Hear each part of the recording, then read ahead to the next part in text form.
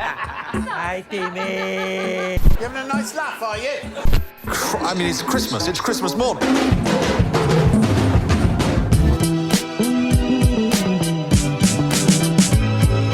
Hey! I love the way it makes me feel inside. What's up, everyone? Adam from FWCI. This is Cobra Kai, Season 6, Episode 15, the final episode. It's the final episode. It's called Degenerate, and we're definitely talking about Johnny Lawrence when we talk about this. Or maybe we're talking about Robbie Keane. They're both Degenerates, because I went back and watched, I ended up watching the first 4 or 5 episodes, I think, of Season 1 of Cobra Kai yesterday. I just wanted to go and get refreshed on, the very beginning of the series, because if there's one thing I've learned from watching shows like Brooklyn Nine-Nine and Schitt's Creek and things like that is when you get to that big finale episode, there's often a lot of callbacks and references to the very beginning of the show, usually the very first episode. So I just wanted to go and get refreshed, and oh my god, Miguel was a baby. Yeah, braces, he didn't know shit, he's fighting like this. It was really, really fun to see how far these characters have come. In fact, let's just have a quick look at it and talk about it, because, like I say, Miguel is like a different person now. You look at the absolute weapon that he has grown into for realsies in real life, and also within the context of the show. It's just black and white. But what I really noticed in this episode was Johnny Lawrence he was a complete mess of a human being in the first episode of this show. He's just eating bologna that he's frying up, he's living week to week, he was on the road to death.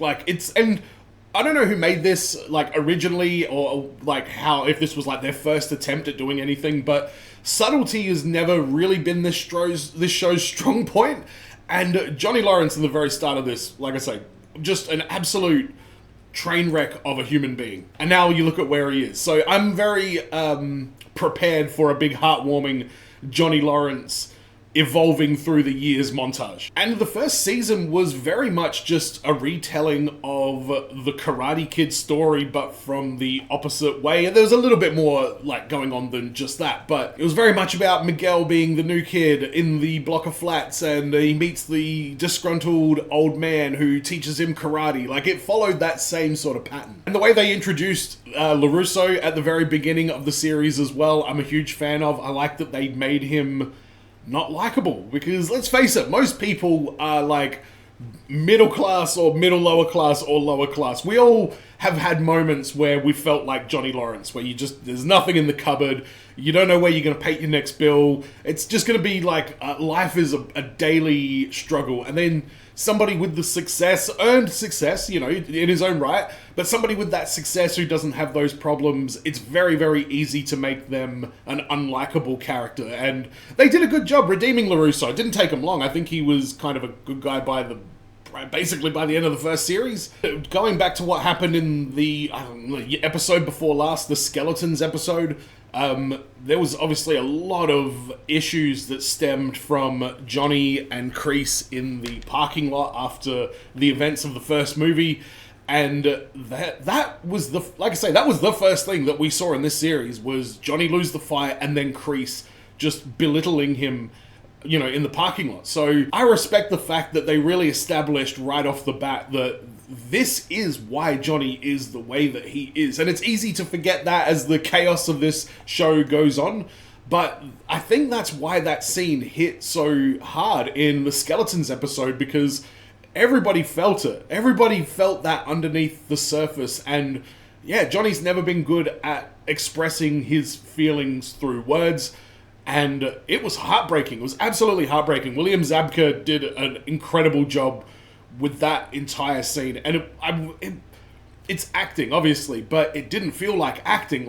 It really felt like there was a lot of emotion behind what he was saying. And he's a pretty understated actor. He's pretty low-key. And that was just a heart-wrenching thing to see. And again, established so early on in the show that it was a very well-devised scene to play out the way it did. And John Kreese returned at the very end of Season 1, and to me, that was like the best cliffhanger ever. Like, I mean, at the point, we didn't know if Martin Kove was going to have anything to do with it. We didn't know if it was going to be any of the original actors other than the two main guys, Daniel San and Johnny Lawrence. So for John Kreese to come back into the show in the capacity that he did and clearly endear himself to the fans and to the people making the show and everything like that, so much to the point where he stuck around as a full-blown, full-time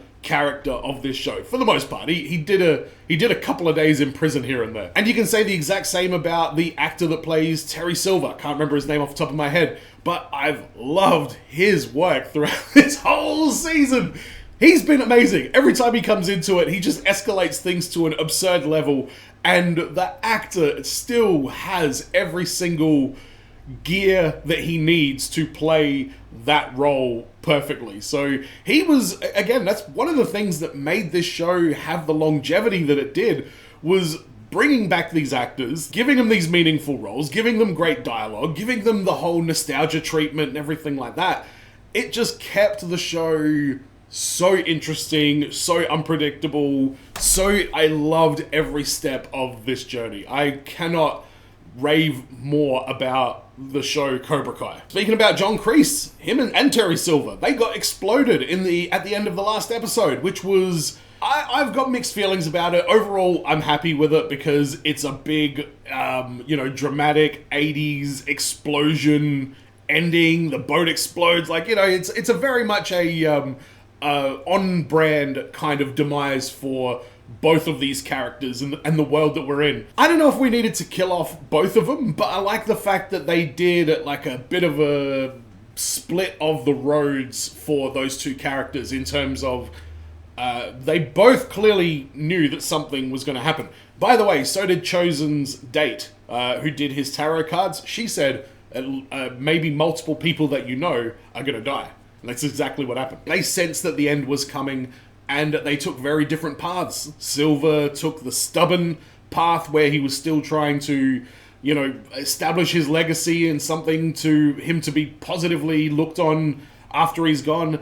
And John Kreese went the complete opposite and went for full-blown forgiveness and, sympathy and apology and everything like that. So a great way to handle that. I wish at least one of them got to stick around. So if the after credit scene for this episode is John Kreese's hand sticking up out of the water, only to give a thumbs up and then go back down, I'll still have mixed feelings. But if it comes out of the water and then he grabs onto a helicopter and a zombie of John Kreese holding the zombie of Kwon flies towards Los Angeles ready to fuck shit up, rack 'em up for Season 7. Ladies and gentlemen, this is Cobra Kai, Series 6, Episode 15, Degenerate. Break it down! This is Season 1, yeah. I recognize that shitty beard. Ah, this is Laura, right. Got myself into a jam over at the Applebee's. Police got involved. Johnny, why are you getting in fights at Applebee's? I have this new thing now called high definition cameras. You can see me clear as day trying to drown this manager in this hot... Bro, you would maim him if you did that. Everyone cheering my name. Felt like the whole world was behind me. Oh, that is hard to hear. Oh yeah, I couldn't sleep. Maybe that's where she gets it from. Carmen is the best. Shout out to the actress that plays Carmen. She has been stellar this whole show. And the people that write the script and the people that do the script writing and stuff for this, they really write her well. Hey, sweetheart. Dad's got a big fight coming up. Oh yeah, shit, that's right. The senseis need a fight. Fuck. So much happened at the end of the last episode. Can't blow it. Okay. Johnny wins his fight, and the ghosts of Kreese, his mum, and Kwon all show up the end of Return of the Jedi. Screwed it up. What the hell's wrong with me? Oh no, Johnny's having a crisis. Who's gonna help him? Focus, Johnny. You gotta stay balanced, man. Miguel's gonna, and Robbie are gonna be the ones to help him, I bet. Then we're gonna run at him with a flying tornado. Alright. Actually, yeah, let's do that. Instead of trying to win it all at one flashy kick. This is the guy who beat me with a flashy kick. I know, Crane right? kick only worked because you ran straight into it. You run right at Wolf. Alright, that's a valid point as well. You gonna help me here or not, LaRusso? Hey, you wanted me to be your sensei, right? Well, the sensei knows when his student is off. So does a friend. God damn you, LaRusso, you make a lot of sense. Okay, Rocky's training hard the whole movie, and in the end, what happens? He gets to hug the woman that he loves because when the fight is over, that's all that matters. Pretty good at the sensei shit. Good, because break's over. Yes! Fuck yeah, let's go! Try to believe, though the going gets rough, that you gotta hang tough to make it. Yeah! Come on, Johnny, you gonna participate? Oh, I didn't even think that we'd hear this song, but of course we will. Nothing's gonna ever keep it down. Alright, the people cheering from the street side is a little bit much. This is so 80s. Oh my god, he's doing the oh! Is he gonna fucking win with the crane? Come on! I like to think that's just like the crew and their kids and stuff like that.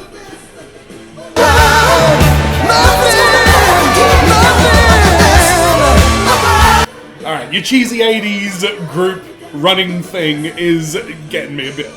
The edge we have is Johnny's confidence. He's got that, and we have a shot. Thanks for cooking tonight, Ma. Hey, she's back. What? Oh, Yeah. oh my god! you, Miguel. That's amazing! Stanford is East Coast, right? Got what you always wanted. You're getting what you wanted. Happy high school ending for the both of us. Yeah, bittersweet, isn't it? You get through high school, you get a gift. That's how it works. Mr. Miyagi gave it to me. Oh, really? She passed away at Manzanar at the internment camp. And a guard stole it. Oh! This is who he killed in the tournament? Oh, no, that's right, the murder. Jim Watkins of Lodi. Hang on, did Miyagi kill two people? To give it to Samantha when the time was right. It feels right to me. Yeah, if she's going to Okinawa, that's a very, very sweet thing. Look at you. I love you. Yeah, Carmen would probably still be pretty hormonal, I'm guessing. In fact, they should have lent into that more. Carmen should have been like weeping her fucking eyes out there. Seeing this beautiful intergenerational female passing on of a gift kind of moment. We represent a select group of athletes for marketing and branding opportunities. Yeah, what do you want? Tournaments where you compete, put on demonstrations, take photos, post on social. Oh shit, yeah, alright. Hey, well, let's have a read of this first. You don't have to give me an answer now. Show that to your lawyer. Both of you. Oh! We saw what you did out there. I was gonna say, they were kissing and it got caught on camera as well, so that's what that led to, I'm guessing. They love them as a couple. Red mats do look good. No, don't backflip on that. Hey! I think we got off on the wrong foot. No, I think it was your right foot. Almost cracked my jaw. But I like to make it up to you. Blue mats? Oh, he gets the mic! Gunther, Welcome to the Sekai Taika. you are an unexpectedly amazing character in this show.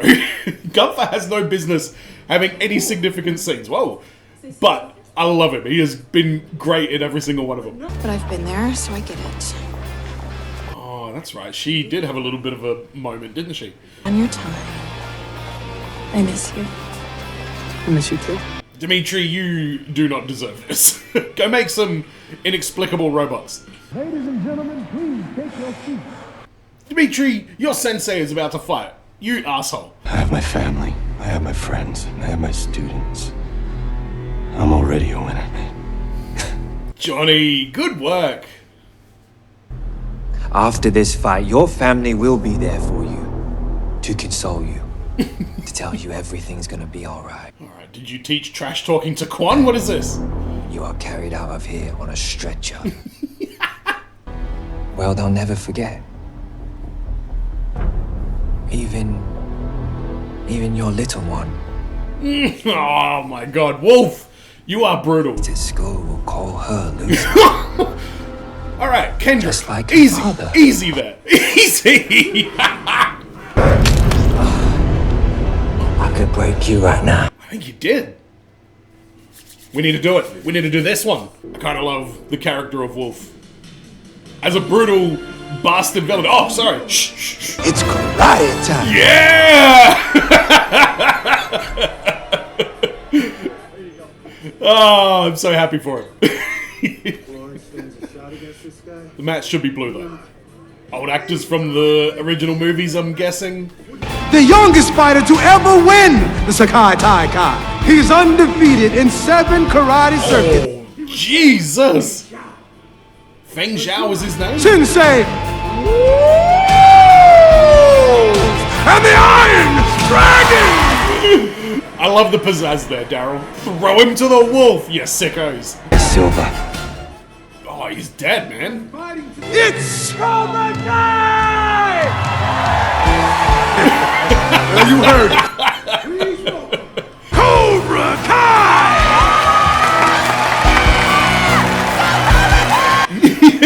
Yeah, that's a thumbnail image for you right there. Oh shit, LaRusso's in a black gi. Up is down, left is right. There's some dipshit there with a Go Miyagi-Do sign. They're not in the tournament anymore, a person in the crowd who arrived on this day for this thing. I'm guessing it's a continuity error, but I still like pointing it out. Daryl, you did well. Who is that lady? Oh, throw him to the wolf. Alright, I'm just taking a look at this lady. I'm guessing she's a local. I'm guessing she lives in the valley.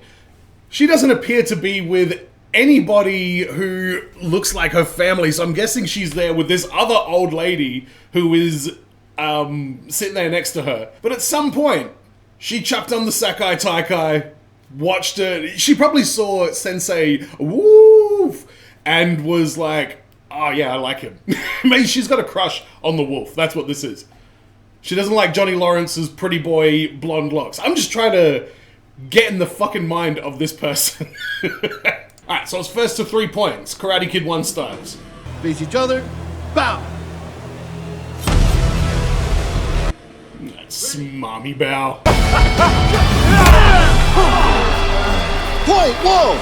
Yeah, that's... I feel like one shot to the ribs to Johnny Lawrence and it's curtains, you know? Come on, old man. Yeah, you're too slow here, Johnny. Oh! No point. Illegal contact to the back of the head. My mistake.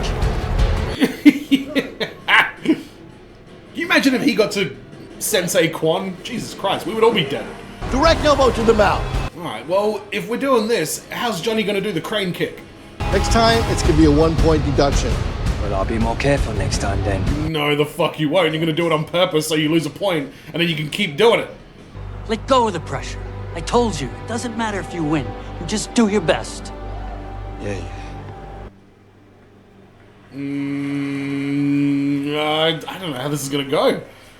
Johnny Lawrence has lost his smile. Where are we going with this? Point!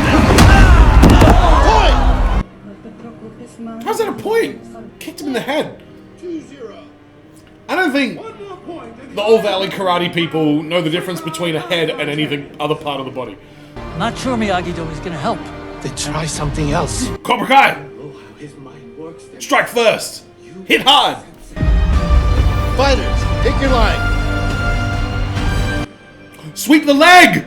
Will he be disqualified? We'll see. Hadouken, give me a fuck. What is he gonna do? What dojo are you fighting for? What? What dojo are you fighting for? Does defeat exist in your dojo? Does it? He's got you there. So stop acting like a little pussy and get out there and kick the living shit out of this ass. Yes! Yes, Sensei. Ah, love it. Daniel's son preaching Cobra Kai. Is that all you got? Oh! Hey, Devin. I'm looking forward to seeing your story hopefully resolved in this episode. Break it up! Break it up! Ooh. I don't see any fear or,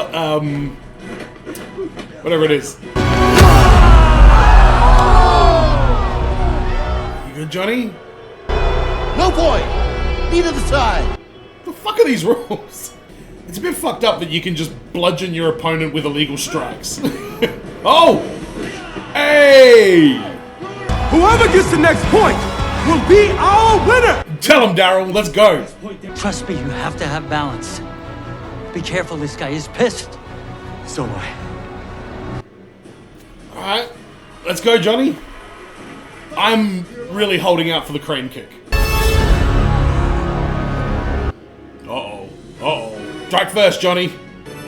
Do it! Yeah, he's gonna go in for that fucking kill blow. Yeah, do it. Who the fuck is that behind Daniel, by the way? I've never seen that person in my life.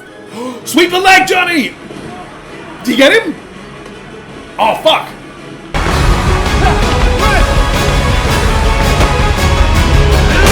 Oh! Victory! Holy shit! Alright, he swept the leg. I'm glad we got that. A bit confused at him winning the final point with a back fist, though. Just a random strike. Yeah, you missed it, Dimitri. The man could have died. Respect from the wolf. You too. Hey! Chosen being, again, added to this cast. So much fun. Your mother will be proud of you, Johnny. You just won the under-18s Sekai Taikai for your team. My husband's the world champion. He's not a world champion, is he? It's a youth tournament. Who the hell are you kidding? You're always gonna be a sensei. That's a beautiful line, but I don't know how she said it with a straight face. And can I just say, the beautiful returning of the mic moment did not need to happen. Beautiful touch. Now, officially, Guns N' Roses. You hear it, Miggy? You didn't know what the fuck they were in the first episode. Sweet child of mine as well. Nice. Love it. Oh! Hey! He's back! The randomest random dude ever. That's beautiful. Oh! I don't think you're allowed to take that into Japan, are you? Might have to declare that one, Miggy. Oh my god. How did you guys go so far back as soon as... Oh god, no! Oh god. And... Love it. Love it for both of them. Oh! So these guys are still doing their thing just under her teachings? So who are they though? Because they're not Cobra Kai. Chosen's gonna be there. Yeah! Oh, damn. Is that me reading the newspaper there? Sports Illustrated! Fucking hell. This is saying no American team has ever competed in the Sekai Taikai, but this upstart dojo came out of nowhere to unseat the world champions. Karate Queen dethroned. Oh, that's really nice. I do have a private stash of Uncrustables hidden in the garage freezer that I was keeping from you. Yeah, I already ate that like 6 months ago. Anthony definitely became a lot more tolerable throughout this series. In the first few episodes, my god. I want to turn his face into a jelly. We are now boarding all zones for Flight 55 to Okinawa. Yeah, where the fuck is Miggy right now? Yeah, okay, good. That is him following up. Couldn't stop thinking about how we never got to explore Barcelona, and I thought maybe I could help you get settled in. Damn, alright, you guys got some cash going on, do you? Oh, yeah, that one's in my bag. I had another one that I really wanted to wear today. Ah, from their first date? Oh, shit. Hey, he's here! Yeah, I saw this coming as well. That's why we're opening up a new location, and your man, Sensei Stingray, is going to be teaching a weekend class for beginners. So start... Did his beard always look like an actual stingray? Of a dragon, and with no weapon in hand, with only your heart and your own will, you have to... Fucking hell, Stingray, what are you talking about, man? It is a bad time. I'm in the middle of... a rousing speech. Mothers are not the enemy. All right, I gotta go. Official dojo business. He's still got the car as well. I thought he was living in the dojo, to be honest. But what I found out later is there is no one way. You're all gonna learn Miyagi-Do. You're gonna be taught defense. Yeah, honestly, they're the perfect combination, aren't they? It's not being Mr. Nice Guy. It's the hardest one to understand. But the fact is, if you're too nice, the world's gonna walk all over you. That's right, I'm talking to you, Four Eyes. Good God. Take those glasses off. They are thick. You understand? Yes, Sensei. Johnny, you are helping these kids. Miguel Diaz may be a world champion, but when he first stepped foot in this dojo, he was a total dork. He was. He really was. This kid right here. Cop that, random child. Sensei! I can't hear you! Yes,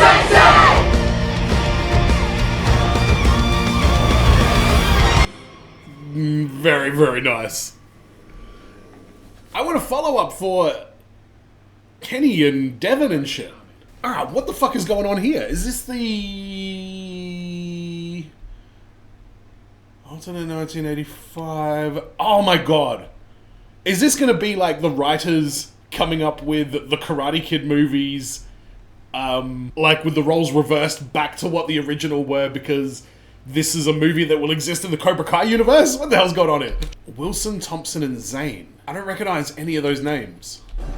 Billy's a friend. The guy did an art piece for my foyer. It's an easy call to make. I feel like why not get Crispin too, maybe Mike to direct? We could blow this thing up. Oh, this is gonna be amazing. Crispin Glover? Billy Zabka? Kid's really coming into his own. Yeah, and I was thinking that Devin could fight for Miyagi-Do. You know, she could use a little more defense. No. Devin's great. Let's get back to Devin. You'll get one of these in the mail. Yeah, it's a property tax bill. Didn't I already pay taxes when... It's no different than your business tax that you pay for the dojo. My what? I'm gonna introduce you to my accountant. Hey, what, is he gonna send me a bill too? He will. Oh, you got any chopsticks there, Daniel son? Lucky. It didn't... Hey, Mr. Miyagi, look! Look! I love that scene.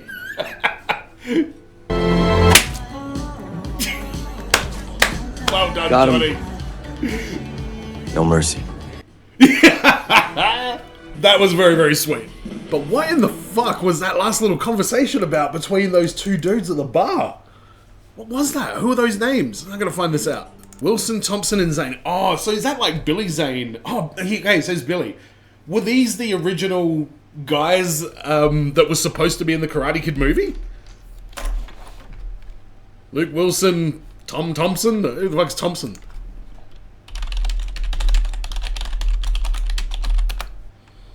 Hang on, yeah, no, this is something to do with Back to the Future, isn't it? Because it said Hill Valley. Focus switches to two familiar faces shown having an interesting conversation. The faces in question are Josh Harold and John Hurwitz, two of the creators responsible for making Cobra Kai back in 2018 and overseeing the show throughout to the ending of season 6. Very interesting. So there was continuity between those two, between all the seasons in terms of like who was kind of, you know, calling the shots. Heald and Hurwitz's conversations see them pitching a reboot of Back to the Future to one another, just as they did with Cobra Kai. Of course, Hill Valley is a setting of Back to the Future, and the actors being referenced are Thomas F. Wilson, Leah Thompson, and Billy Zane. Heald replies that he likes the idea of further pitching the return of Crispin Glover and getting Mike to direct, likely referencing Marty McFly actor Michael J. Fox. Right, okay, I guess it makes sense that there would be a time travel Easter egg or joke in there, but very random. So what, are they trying to quietly say that Biff was secretly the good guy throughout the entire Back to the Future story? Because like Johnny Lawrence was secretly the good guy? Because I don't know if you're going to be able to move those things around in the way you want. So that's the end of Cobra Kai. A little bit underwhelmed with the finale. I liked that they wrapped up some things, but I don't know. I would have loved, like, you know, those classic, it would be like this person, and they went on to do this, and they went on to do that. And I know you can't really do that anymore because there's always the potential to, like, revisit these kind of things. But I wish they'd done something like that at the end of this. I'd love to know what I guess Devon's still studying martial arts, so that's our follow-up for her. But Kenny was definitely a character who seemed to really drop off in the final series, which is a shame because really invested in that character. I guess his you know, becoming friends with Anthony was like the end of his story, that he was able to, you know, accept friendship because he was like very much rejecting that when he first came into the show. So I'm sure if you go back and look at the moments and what the real inspiration for these characters were, everyone probably has a resolution somewhere along the line. But for me, the standouts of this series was Thomas Ian Griffith, there we go, as Terry Silver, Martin Kove as John Kreese. I mean, it's so hard to say what the standouts of this series were because the legacy characters were great, the current day characters were great as well, the humor was great, the corniness was great, the nostalgia was great, but Ralph Macchio was great as Daniel LaRusso, Zabka was good as Johnny Lawrence, Zolo Maraduena, I think I'm saying that right, as Miguel. I mean, he made himself a star throughout this series. I think he owes a lot of his, well, I mean, not that I fucking know, but, you know, seeing him go on to be Blue Beetle and knowing that he really got his start in Cobra Kai, you know, I'm so proud of him to see what he's gone on to do. Tanner Buchanan, I'm sure he's a great guy, but the character of Robbie Keane shitted me off a lot throughout this series. Jacob Bertram played Eli Moskowitz? Eli Moskowitz. He was a great character, especially in the early seasons when he got to go through the transformation of being Lip and becoming Hawk. Seeing him in the first episode was a trip. He looked so down and he was wearing a very ugly sweater. And might as well quickly talk about Gianni DiCenzo as Dimitri. Again, I'm sure he's a fantastic guy, and Dimitri had moments in this show where I really liked him and I was rooting for him, but God, he just gave me the shits after that. So, love Eli, not a fan of Dimitri. Peyton List as Tori Nichols, she was great. She was a constant throughout this, and she barely, there's a lot of these actors barely aged. Tanner Buchanan still looks exactly the same now as he did 8 years ago when the show started. So does Peyton List, but Zolo, Miguel, he aged and matured and filled out rapidly. I think there was a bit of a break between seasons at one point. He grew up significantly. Martin Kove, as I mentioned, he's absolutely amazing. Courtney Hengela as Amantha LaRusso. I've mentioned this in my past reactions.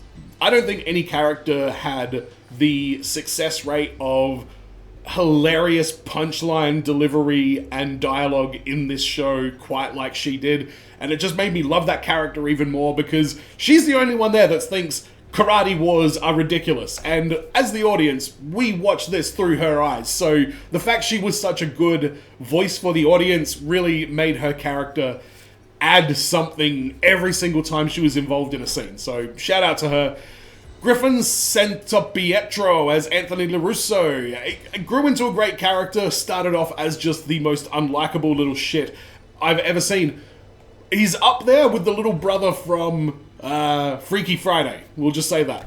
Dallas Dupree Young as Kenny Payne.